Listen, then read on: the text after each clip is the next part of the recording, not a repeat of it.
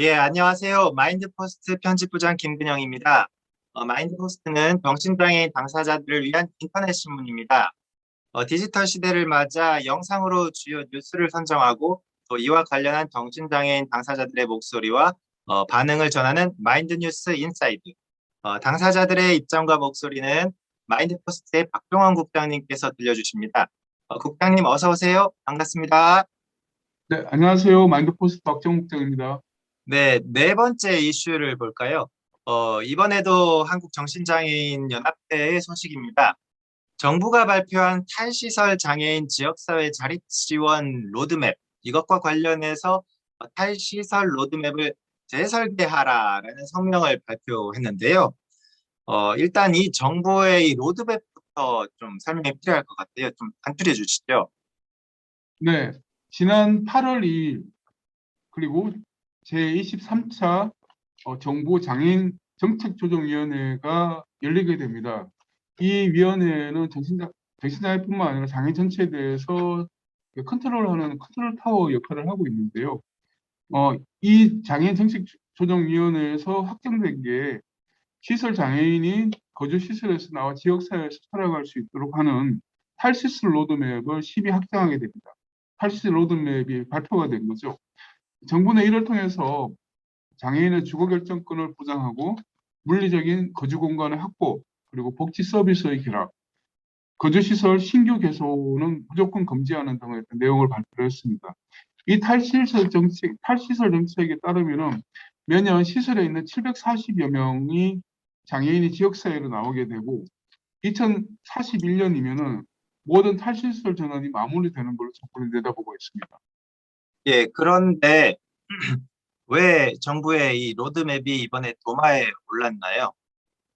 네, 이 탈시설 로드맵은 외관상으로 굉장히 선진적인 정책이라고 봅니다. 우선 탈시설은 기존 장애계가 끊임없이 요구했던 의제거든요. 그런데 정신장애인 입장에서는 이 탈시설의 정신요양시설이 배제가 됐습니다. 정부는 장애복지법상 정신요양시설은 시설에 해당되지 않는다며 이를 누락한 걸로 이렇게 밝혀졌습니다. 이에 대해서 정신장애 단체들은 정신장애인이 감금되어 있는 시설이 누락됐다 혹은 정신장애가 장애복지법상 법정 장애 유형임에도 불구하고 정부가 이를 부정했다라는 이유로 강하게 항의하고 있는 상황입니다. 어, 또 일반 장애계에서도 예산 투입이 없는 탈원하는 거짓이라며 정부에 문제를 제기하고 있는 상황입니다. 예, 정부의 탈시설 로드맵에 정신장애인이 배제됐다는 점이 이중차별로 다가온 셈인 것 같습니다. 애초부터 정부의 탈시설 로드맵이 이미 정신장애인의 죽음을 방관했다. 뭐 이런 차원으로 읽히는데요. 그렇다면 한국정신장애인연합회 요구사항은 무엇인가요? 네, 한국정신장애인연합회는 최근 성명서를 발표했습니다. 이들은 그러니까 정신장애인 역시 탈시설 로드맵에 포함돼 권리 협약에 따른 시민권을 보장할 것을 촉구했습니다.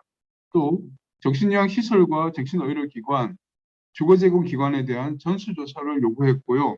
또 탈시설을 재설계화할 것, 그리고 정신장애인 개인별 자립생활 체계의 확립, 정신장애 당사자 단체의 국가정책 참여 보장 등을 요구를 했습니다. 예, 배제와 감금의 역사를 이제는 끊어내야 하지 않나 이런 생각이 들고요. 이번 성명에 대해서 정부의 반응이 있었나요? 아직 정부, 특히 보건복지부 측에서 특별한 또 반응은 나오지 않고 있는 상황입니다. 당사자 단체들의 지속적 문제 제기가 있어야 할 것으로 보이고요. 결국 국가는 시민 조직이 무엇인가 요구를 하지 않으면 기존대로 하려고 하는 관습을 갖고 있습니다. 그래서 거기에 파열구를 내야 하고 개인이 아닌 집단적 싸움이 필요하다는 의견도 나오고 있습니다. 예, 당사자 단체들이 지속적으로 문제 제기를 해야 하겠네요. 예, 그리고 네.